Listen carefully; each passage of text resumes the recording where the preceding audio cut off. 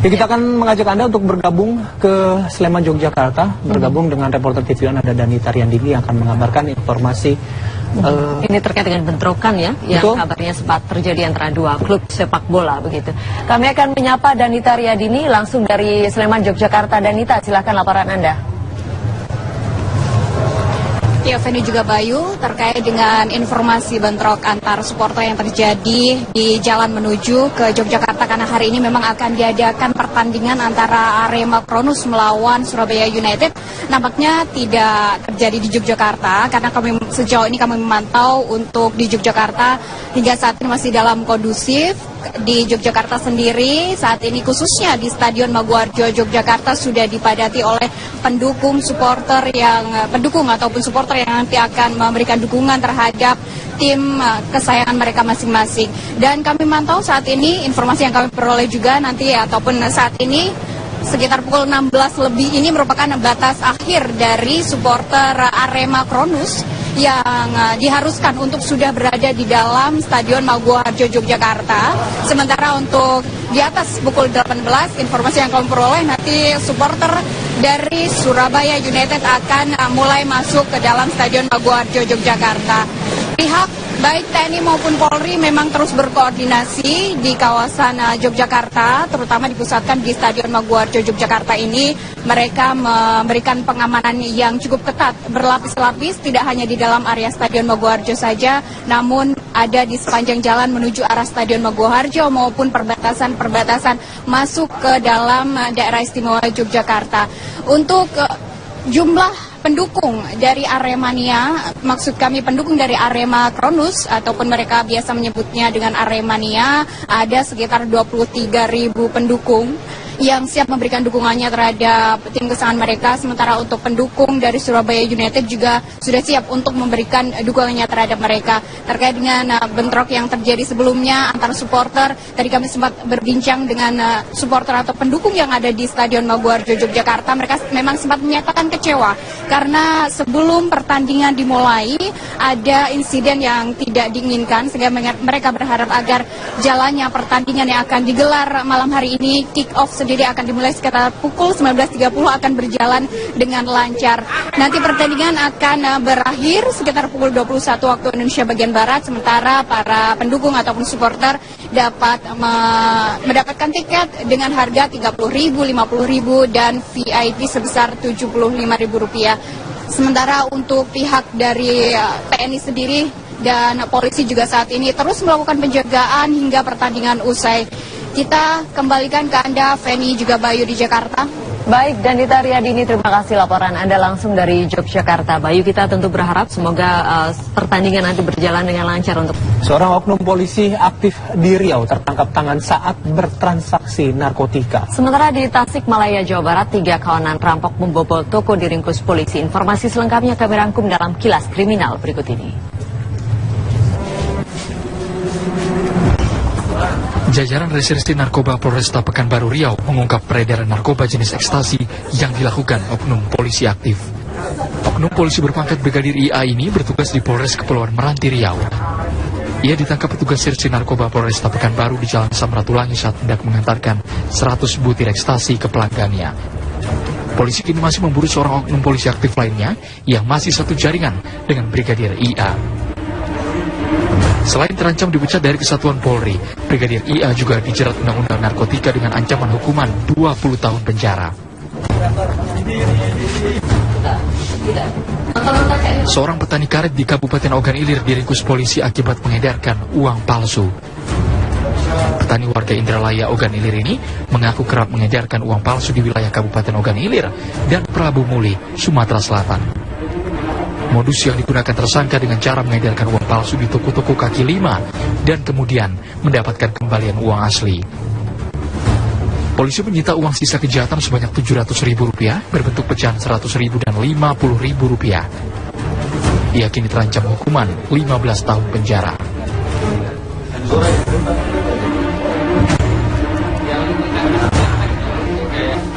Seorang anggota komplotan sindikat pemalsu BPKB mobil HS dibekuk aparat kepolisian Polresta Bandar Lampung. Pelaku membuat BPKB palsu dengan cara merental mobil, lalu membuat palsuan BPKB dari data surat-surat kendaraan asli. Setiap BPKB mobil palsu biasa dijual seharga 8 juta rupiah kepada pelaku sindikat lainnya yang kemudian digunakan untuk meminjam uang ke pihak bank. Dari tangan pelaku, polisi mengamankan barang bukti 2 buah BPKB palsu. Sementara 4 anggota komplotan pemalsu BPKB lainnya masih dikejar polisi.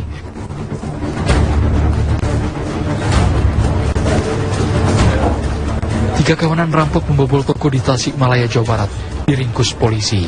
Dari tangan para pelaku, polisi menyita 1 unit mobil, 1 gunting baja, kunci palsu, dan barang lainnya yang biasa digunakan untuk beraksi. Kawanan ini dikenal sadis karena tidak segan-segan menganiaya korban. Dengan berpura-pura bertamu dan menyatakan tempat kontrakan, komplotan ini biasa beraksi di wilayah Purwakarta, Subang, Karawang, hingga Tasikmalaya, Jawa Barat. Polisi kini tengah mengejar tersangka lain yang berperan sebagai penadah barang-barang hasil kejahatan. Tim TV One mengabarkan. Kita ke informasi lainnya, hujan deras selama 3 hari terakhir membuat tebing batu setinggi 30 meter di Lalam Panua, Majene, Sulawesi Barat, longsor. Longsoran batu menutupi jalur lintas barat Sulawesi dan hampir melumpuhkan lalu lintas di jalan penghubung antar provinsi tersebut.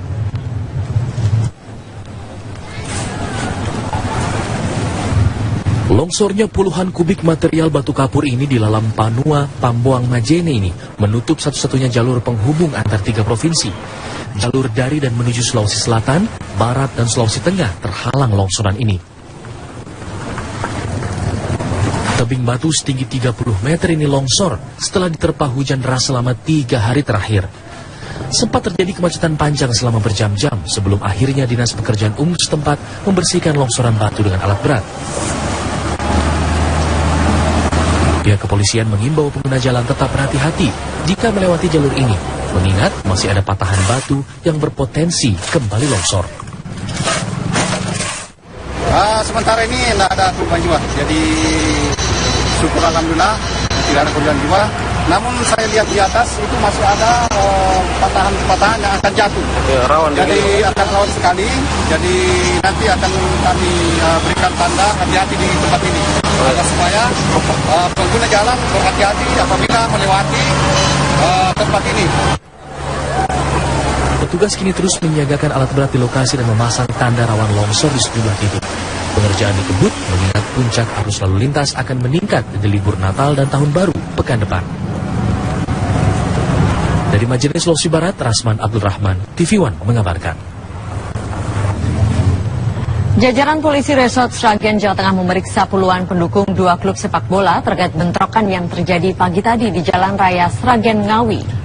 Sekitar 400 supporter ini diamankan di lapangan Mapolres untuk menjalani pemeriksaan. Para supporter didata oleh petugas, kemudian diidentifikasi dengan mengklasifikasikan siapa yang terlibat dan yang tidak dalam penganiayaan yang menyebabkan hilangnya nyawa seseorang. Menurut Kapolres Sragen AKBP Ari Wibowo, petugas saat ini telah melakukan pendalaman kasus penganiayaan dan pengerusakan yang terjadi. Sejumlah barang bukti telah diamankan dan sejumlah saksi masih dalam proses untuk dimintai keterangan. Ada yang berbeda di istana 2 hari berturut-turut kemarin. Ya, jika biasanya Presiden menerima tamu-tamu negara yang membahas topik serius, Presiden Joko Widodo menerima tamu para komedian hingga membuat Presiden terpingkal-pingkal.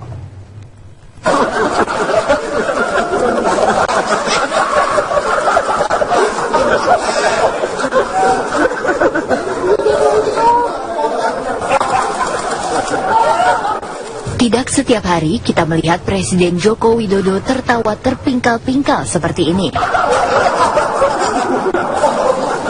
Inilah yang terjadi di Istana Negara beberapa hari terakhir. Rabu 16 Desember lalu, Presiden mengundang makan malam sejumlah komedian. Acara makan malam itu berlangsung santai. Bahkan para komedian seperti Cah Lontong, Dorce, dan Butet Kartarajasa tak segan-segan melontarkan banyolannya.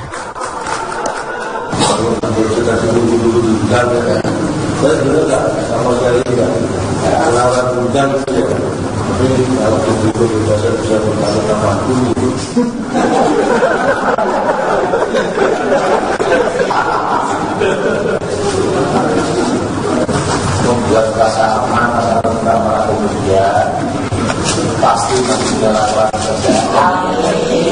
Terus itu terkalah lucu sama mahkamah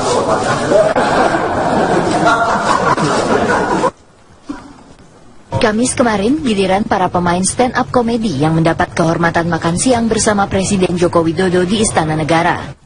Dialog santai bergulir dalam acara makan siang itu. Bahkan Presiden menginisiasi digelarnya Piala Presiden untuk para pemain stand-up komedi. Ada satu hal yang mengembirakan buat kita, bahwa Presiden bersedia nanti membuat Piala Presiden. Stand-up Piala Presiden. Piala Presiden 2016. Belum, nanti kita rencanakan dulu. Nanti kita rencanakan dulu, nanti kita ajukan pada. Hadiahnya buat saya pos ya. Kita juga harus menunjukkan profesionalisme kita. Di sela-sela rutinitas yang bisa jadi membuat penat, lawak memang menjadi hiburan tersendiri, tak terkecuali bagi seorang presiden. Dari Jakarta, tim TV One mengabarkan.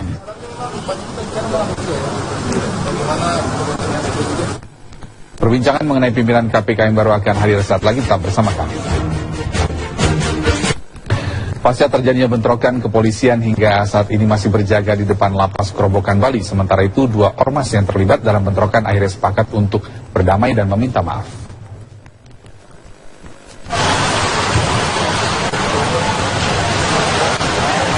Pasca bentrokan antar 2 organisasi masyarakat di lapas Kerobokan Bali, kondisi keamanan masih memanas. Untuk mengantisipasi kondisi keamanan, polisi masih melakukan penjagaan di lapas Kerobokan. Sebelumnya polisi juga melakukan penyisiran di berbagai titik pos ormas untuk mengantisipasi bentrok susulan. Dalam bentrokan kemarin, 4 orang tewas dan sejumlah lainnya terluka. Bentrokan terjadi antara napi Blok C dan Blok D yang ditenggarai merupakan anggota 2 ormas di Bali. Bentrokan juga terjadi di luar lapas dan meluas hingga ke Jalan Teguh Umar, Denpasar. Polisi masih menyelidiki provokator dalam bentrokan yang mengganggu aktivitas warga tersebut. Sementara itu, tokoh 2 ormas pelaku bentrokan akhirnya sepakat untuk berdamai. Kesepakatan damai itu dilakukan di hadapan Muspida Bali. Selain berdamai, mereka juga berjanji akan menyerahkan para pelaku bentrokan serta menyerahkan senjata tajam milik mereka.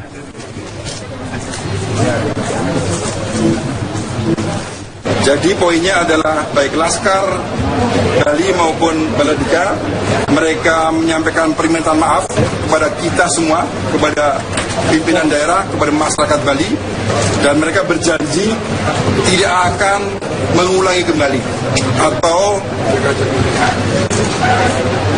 melakukan balas dendam dan lain-lain. Dengan kesepakatan damai ini, diharapkan kondisi keamanan di Bali kembali kondusif dan tidak terjadi lagi bentrokan. Dari Denpasar, Bali, Adi Gunawan, Alfani, TV One mengabarkan. Assalamualaikum warahmatullahi wabarakatuh.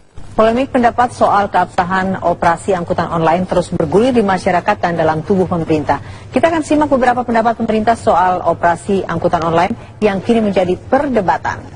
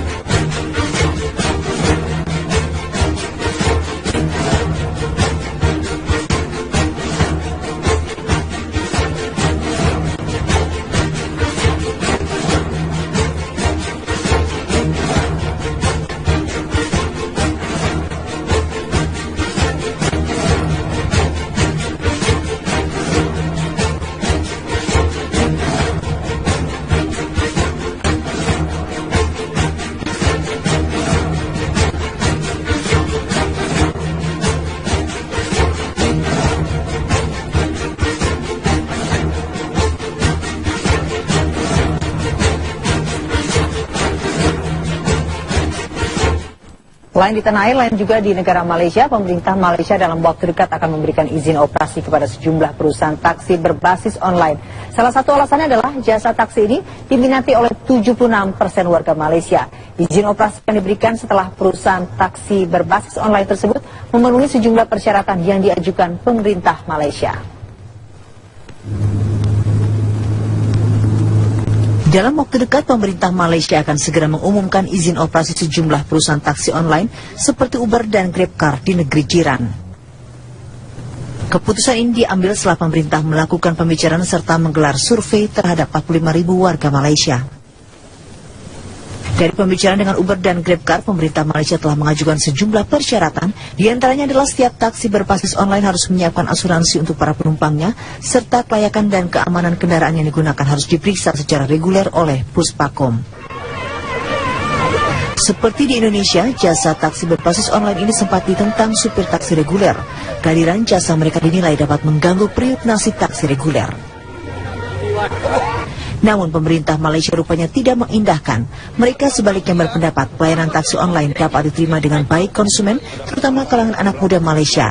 Apalagi 86% responden di survei berpendapat taksi reguler kerap menetapkan tarif di atas harga normal, atau dengan kata lain, pelayanan taksi reguler dinilai sangat buruk. Dari Kuala Lumpur, Dodi Kusmayadi, Dimas Purnomo, TV One mengabarkan. Kereta disita, pemandu hubur ditangkap dan kereta disita. Kita beralih ke kabar lainnya. Pasca pengunduran diri Setia Novanto dari pelaksana tugas Ketua DPR, Fadlizon menyatakan bahwa pimpinan DPR sudah menerima surat dari fraksi Golkar. Fraksi Golkar telah menunjuk Ade Komarudin untuk menggantikan Setia Novanto sebagai Ketua DPR. Dan kepada saudara Ade Komarudin, sehingga kepemimpinannya nanti betul-betul tercermin. Dari beberapa nama yang sempat disebut oleh Sekjen Partai Golkar, Idrus Marham, fraksi Golkar akhirnya menunjuk ketuanya di DPR, Ade Komarudin, untuk menggantikan Setia Novanto yang telah mengundurkan diri. Ada satu surat lagi yang ditandatangani. Kita melakukan sesuai mekanisme yang berlaku dari Rapim, dan menurut undang-undang kemudian Rapim menentukan pelaksana tugas. Oleh kawan-kawan saya diminta untuk menjadi pelaksana tugas Ketua DPR. Kemudian kita menyurati kepada pimpinan fraksi dari Pak Setia Novanto, yaitu dari fraksi Golkar, dan kami juga sudah mendapatkan suratnya. Tinggal nanti kita, mungkin karena ini masa sidang yang sangat pendek ya, hari ini akan ditutup, pelantikannya sendiri mungkin akan pada awal masa sidang yang akan datang gitu. Pelantikan untuk ketua baru. Ada suratnya, udah ada suratnya belum dari fraksi dari DPP Golkar, nama-nama itu? Sudah ada. DPP belum. Dari fraksi, maaf. Dari fraksi ada nama-namanya belum? Dari fraksi, nama yang disampaikan adalah Bapak Ade Komarudin. Polisi terus mengusut kasus postingan foto presiden dan artis Nikita Mirzani. Polisi menemukan adanya pelanggaran pornografi serta Undang-Undang Informasi dan Transaksi Elektronik.